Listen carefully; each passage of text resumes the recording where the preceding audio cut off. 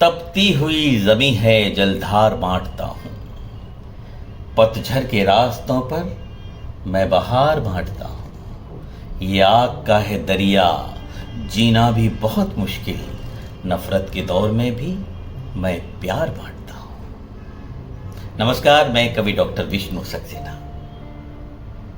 हास्य के रंग नए हिंदुस्तान के संग। जी हाँ, हिंदुस्तान अखबार की तरफ से 24 मई को शाम 6:30 बजे एक अखिल भारतीय कवि सम्मेलन का आयोजन किया जा रहा है। रांटी बाईपास रोड मधुबनी में चंद्रा कॉम्प्लेक्स में चंद्रलोक होटल में आप आना न भूलिएगा।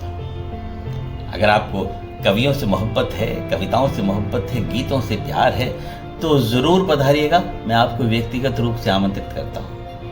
याद रखिएगा, Ranti bypass road Madhubani, Chandra complex, Chandralok hotel, शाम 6:30 बजे। नमस्कार।